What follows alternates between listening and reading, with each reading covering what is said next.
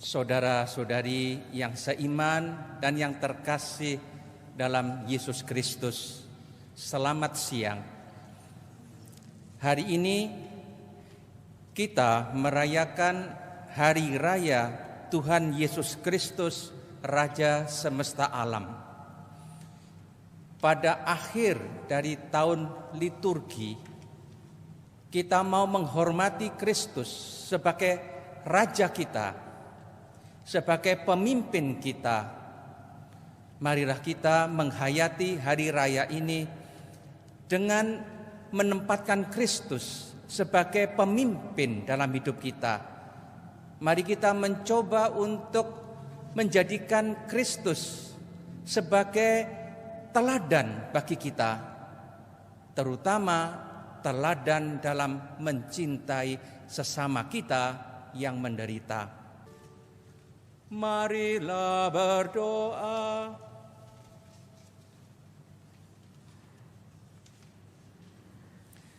Allah Bapa yang Maha Kuasa dan Kekal, Engkau membarui segalanya dalam Kristus. Dialah Putra-Mu yang terkasih, Raja semesta alam baru. Bebaskanlah kami dari segala kejahatan yang memperbudak kami, agar seluruh alam raya mengimani Engkau sebagai Tuhan dan serentak memuji keagungan-Mu. Dengan pengantaran Yesus Kristus Putra-Mu Tuhan kami, yang hidup dan berkuasa bersama Dikau dalam persatuan Roh Kudus, Allah sepanjang segala masa.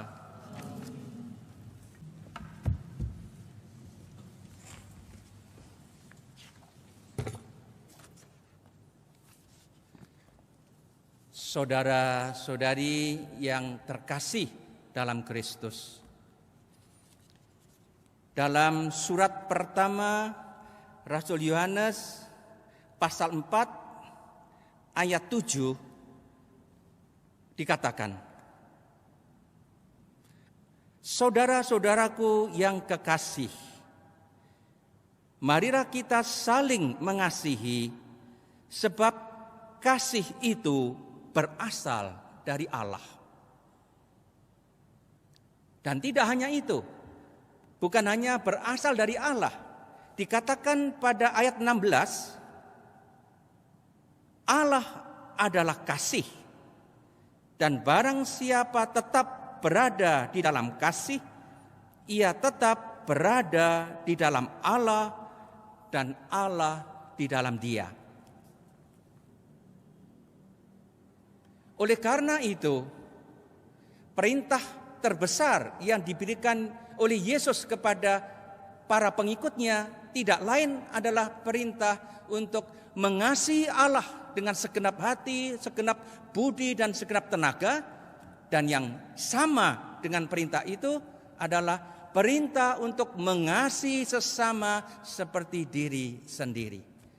Hukum kasih adalah hukum yang utama dan terutama. Saudara-saudari yang terkasih dalam Kristus, dalam bacaan Injil pada hari ini kita mendengar suatu perikop terkenal tentang penghakiman terakhir. Yesus, Raja semesta alam, digambarkan sebagai raja yang mengumpulkan semua umat manusia yang dilukiskan sebagai domba dan kambing. Umat manusia dihakimi dan akan ada dua hasilnya, kambing untuk dihukum dan domba-domba untuk masuk ke dalam kebahagiaan di sorga. Apa yang menarik yang kita dengar dari bacaan hari ini adalah kriteria yang dipakai oleh Yesus Raja Semesta Alam dalam menghakimi setiap orang. Apa tolok ukur yang dipakai Yesus untuk menentukan bahwa orang ini termasuk orang jahat yang harus dihukum. Dan orang itu termasuk orang benar yang boleh masuk dalam kebahagiaan di surga. Pada penghakiman terakhir yang akan terjadi pada akhir zaman, Yesus memakai tolok ukur yang sangat jelas, yaitu cinta kasih. Karena Allah cinta kasih, maka dalam kerajaannya hanya ada kasih. Maka tidak ada tempat bagi yang tidak mempunyai kasih. Karena itu tolok ukurnya adalah cinta kasih. Pada penghakiman terakhir, Yesus tidak akan bertanya mengenai berapa kali kamu pergi ke gereja setiap minggu. Berapa kali kamu hafal doa-doa ini? Berapa kali kamu membaca Alkitab dari awal sampai akhir? Tidak tanya juga berapa besar kekayaanmu. Tidak bertanya mengenai kedudukanmu, mengenai status sosialmu. Tidak. Yang ditanyakan adalah berapa besar cintamu kepadaku yang dinyatakan dalam cintamu kepada sesama, lebih-lebih mereka yang sangat menderita. Tadi kita mendengar bagaimana Raja semesta alam mengatakan kepada orang-orang yang layak untuk masuk surga, supaya masuk dalam kerajaan yang disediakan bagi mereka. Dan alasannya adalah ketika Yesus lapar, mereka itu memberi dia makan. Ketika dia haus, mereka memberi Yesus minum. Ketika dia orang asing, dia memberi tumpangan, dan seterusnya. Lalu orang benar akan bertanya, kapan kami melihat engkau dan kami melayani engkau? Dan kita tahu apa yang diucapkan Yesus sangat terkenal. Sesungguhnya aku berkata kepadamu, segala sesuatu yang kamu lakukan untuk salah seorang dari saudaraku yang paling hina ini, kamu telah melakukannya untuk aku.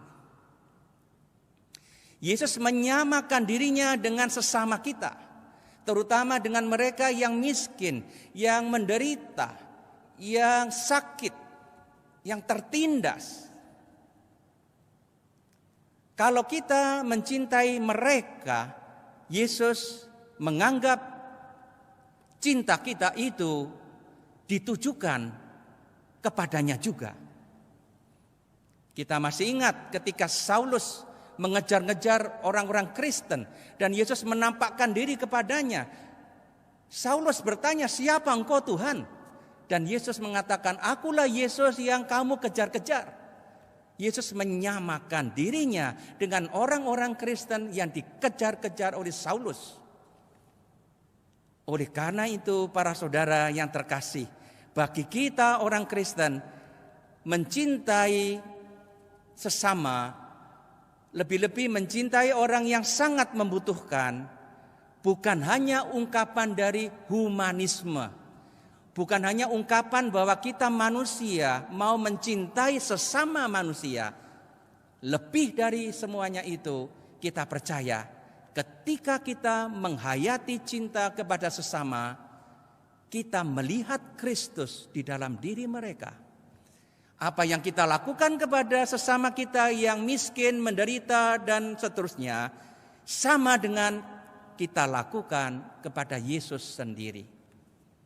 Sebagai penutup, saya ingat akan Santa Teresa dari Kalkuta, seorang suster di India, di kota Kalkuta, yang melayani orang-orang yang sangat miskin, melayani orang-orang termiskin di antara orang miskin. Bagi Ibu Teresa yang sudah menjadi seorang santa, melayani mereka sama dengan melayani Yesus sendiri. Dia melihat Yesus di dalam diri orang yang membutuhkan bantuannya. Mari kita lanjutkan perayaan Ekaristi pada hari raya Yesus Kristus Raja semesta alam ini dengan berusaha menghayati perintah Kristus Raja kita, yaitu perintah cinta kasih, terutama di dalam masa yang sangat sulit, di mana banyak manusia menderita akibat COVID-19. Semoga kita orang Kristen belajar mencintai mereka yang membutuhkan uluran tangan kita, dan itu kita lakukan kepada Yesus juga. Tuhan memberkati. Marilah berdoa. Allah Bapa yang Maha Agung dan Maha Mulia, kami telah Kau perkenankan menerima santapan rohani jaminan hidup abadi. Semoga kami selalu merasa bangga menjadi pengikut Putra-Mu, Raja semesta alam yang taat dan setia. Dan semoga pula kami kelak Kau perkenankan hidup di dalam kerajaan surga, kerajaan cinta kasih, bersama Dia, Tuhan dan pengantara kami. Saudara sekalian, mari kita mohon berkat Tuhan. Tuhan sertamu. Semoga saudara sekalian dan keluarga dimanapun mereka saat ini berada, juga pekerjaan dan pelayanan, diberkati oleh Allah yang Maha Kuasa, Bapa dan Putra dan Roh Kudus. Dengan demikian perayaan Ekaristi sudah selesai. Mari pergi, kita diutus.